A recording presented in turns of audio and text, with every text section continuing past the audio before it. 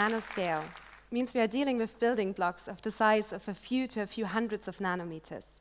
To picture this, the ratio of a nanoparticle to us is 1 billionth, which is about the same ratio as the size of a human to the sun. And while others are exploring the universe, I would like to invite you now to come on board to a journey to the nano world.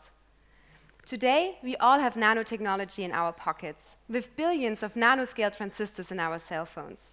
But actually, nanotechnology has always been around us, as nature has been tinkering with it for billions of years. Watch these beautiful bacteria cells that are moved with this fascinating corkscrew-like fashion, using a helical tail.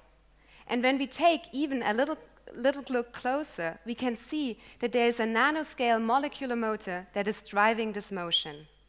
Today, we can fabricate at a scale, basically using two approaches. Either top-down, where we arrange bulk material into confined nanostructures, or bottom-up, where we often use chemical reactions to form nanoparticles. To me, as a nanoengineer working with these methods, I was intrigued with the question whether we could not start to build tiny robots that can roam inside the body to detect and treat disease. All we would need to do is making a large robot really small, right? Well, this is apparently what lots of people envision. But I have to tell you, it doesn't quite look like that at the nanoscale. What you see here are beautiful images of nanostructures that all could be used as medical nanorobots with some further engineering. But in contrast to engineering large robots, here our design principle make use of phenomena, physical phenomena, that are particular to the nanoscale. Take a gold nanoparticle, for example, and shine light on it. It will not reflect light the same way as a gold bar would, but it would rather shift from a red-rich color to blue with increasing size. This and other phenomena are what we use to basically design our nanorobots. But they still follow one of the most basic rules in robotics, and that is that upon a certain input signal, a processing rule is executed that then leads to a certain determined output. So for our medical nanorobot, this input signal could now be a signal of the disease, like an elevated pH level, that would yield into a release of a diagnostic marker. Or we could also use external signals, such as, for example, fast-switching magnetic fields that could heat up a magnetic nanoshell and locally release an anti-cancer drug in a more targeted manner.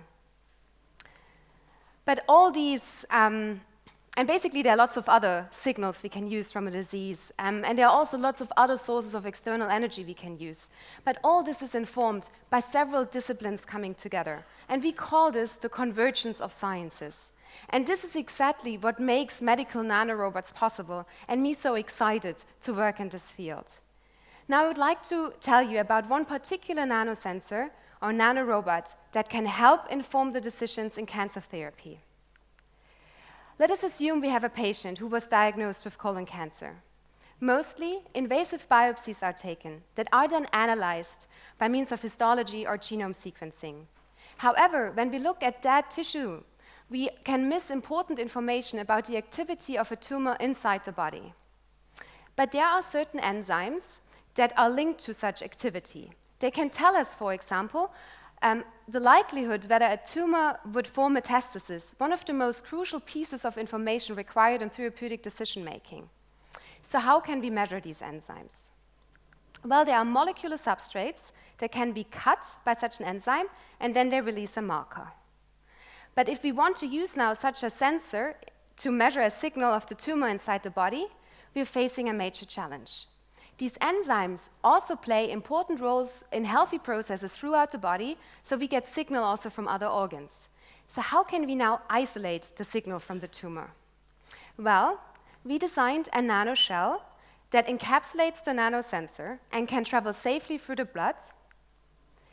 And then the tumor vasculature actually often tends to be leaky. And now if we make our nanoshell small enough, it can actually exit through these gaps and accumulate at the tumor site.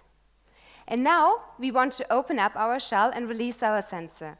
And that's why we co-loaded it with magnetic nanoparticles and apply now fast-switching magnetic fields and can exploit nanoscale heating phenomena that melts the shell and opens it up.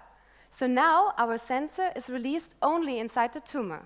And when it encounters this enzyme, this tiny marker is cleaved. And now this is small enough that it can actually travel through the kidney into the urine, and we can read it out similar to a pregnancy test. And with that strategy, we could distinguish a more aggressive form of cancer from a less aggressive form, which could then help doctors to decide which therapy works best. Now, no. Sorry, we're not yet at the end, because now that we know which therapy to apply, we want to get it effectively into the tissue, right? And here we're facing the next challenge. So the engineering continues. So because we actually know that only 1% of the injected dose reaches the tumor site. And we've been wondering, how can we help this nanomedicine to get deeper into tissue? Could we, for example, use a magnet to pull them in? Well, you must know that the magnetic force scales with the volume, which is tiny for a nanoparticle. Also, the force gets very small the further away we get from the magnet, so it doesn't work well in deep tissue. And on top of that, we have another problem, and that deals with surface forces at that scale. Take a cube of 1 meter and fill this cube the same volume with nanocubes. You end up with 1 billion times the surface areas. So these surface forces are now dominating, and it makes it very hard to pull a nanoparticle through fluid. It feels like honey. So you can understand this when you see here a swimmer that's moving with a fish-like motion through water.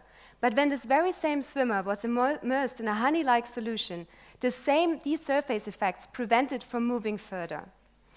And now you might think, wait a moment, but you showed us these bacteria in the beginning, and they are tiny, and they can swim quite well. So nature has evolved different mechanisms to swim that work quite well. And inspired by this approach, we've 3D printed magnetic helices that we can actuate with an electromagnetic system. But we're not pulling on them, we're twisting them and apply continuously rotating magnetic fields acting as this molecular motor. And here you can see such a swimmer in action. And what we found was actually that this microswimmer can impact quite strongly surrounding nanoparticles, our potential nanomedicine. And so we thought, can we maybe use such a micropropeller in the vessel to help nanomedicine to push out, to get more nanomedicine deeper into tissue? We first did some simulations and did our math, and encouraged by the results, we moved into a tissue model, and there we could show that we could actually get almost twofold the amount of nanoparticles into the tissue and also get them further in. So we were quite encouraged by this and wanted to employ more of these swimmers.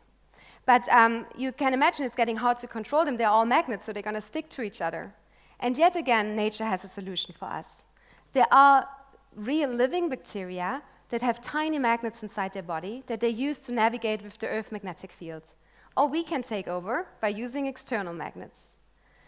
And here you see, we've been employing now rotational magnetic fields, generating these large, beautiful volumetric flows, dragging along the nanoparticles, our potential nanomedicine.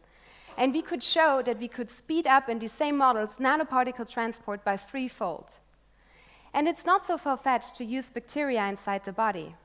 There are new emerging therapies that use bacteria in other cells, and with my team, we're looking now into how we can leverage these magnetic bacteria as a living therapeutic platform by controlling them externally. And with that, we are back to bacteria. The circle is closing, and so does my talk. Thank you very much.